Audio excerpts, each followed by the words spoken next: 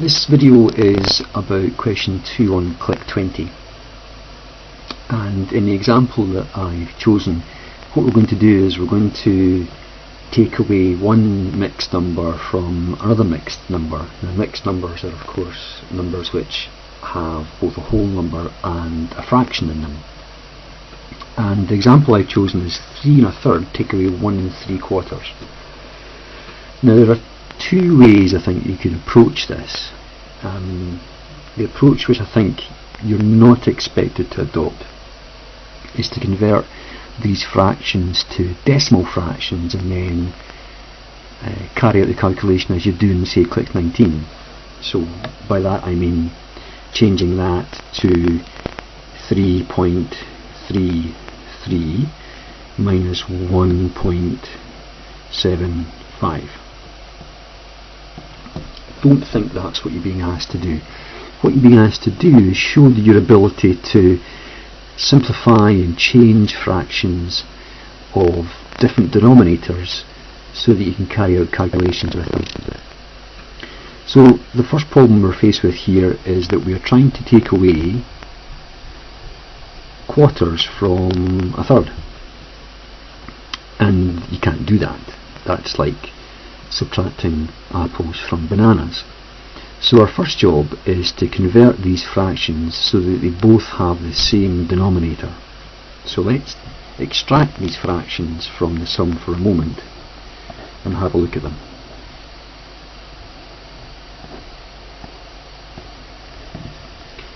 One third and 3/4. Now, our job is to try and find a denominator that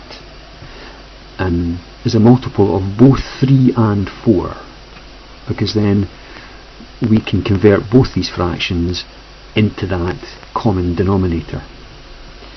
So the easiest way to do that is to multiply 3 by 4, because we'll automatically then come up with a number which is a multiple of both 3 and 4. So 3 times 4 is 12.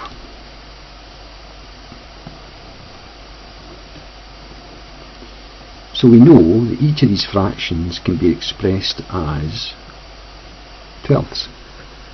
But how many twelfths? Well, to change a third into a twelfth, you multiply the 3 by 4 to get 12. So whatever you do to the denominator, you do to the numerator. So if you multiplied the 3 by 4, do the same for the numerator. So 1/3 is the same as 4/12. To get from the quarters to a 12th, you multiply the denominator by 3. So you do the same to the numerator. So 3/4 becomes 9/12. So let's go back to our sum.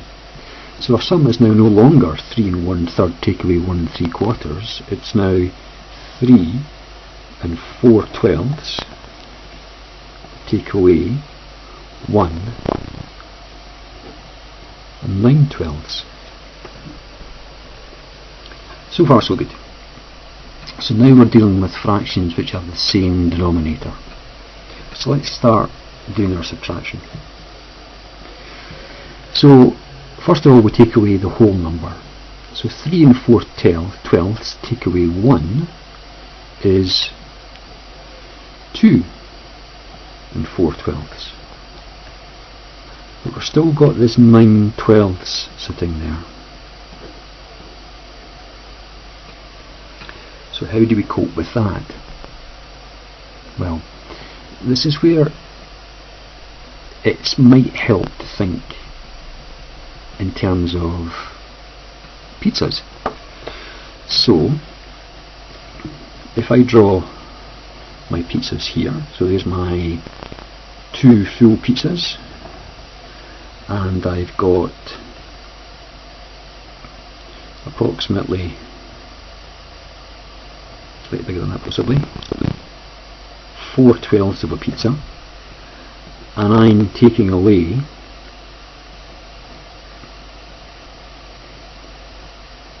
three-quarters of a pizza. So there should be 1 2 3 4 5 6 7 8 9. They aren't exactly 12s. So I'm taking that away from that. Now I've got 1, 2, 3, 4 slices of pizza there, and I want to take away 9. So if I take away those 4, I'm only going to have 5 more slices to take away. I'm taking away 9 in total. I've taken away 4, so I've got another 5 to take away. So let's say that's about there.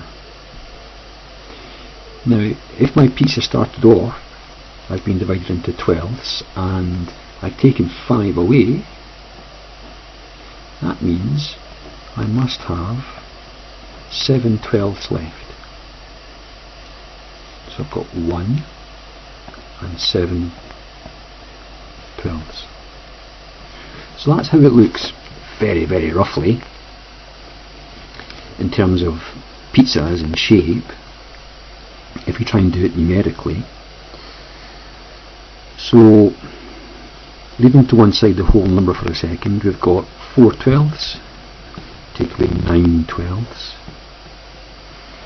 So our 4, take away the 9, if we take away these 4, we're left with 5.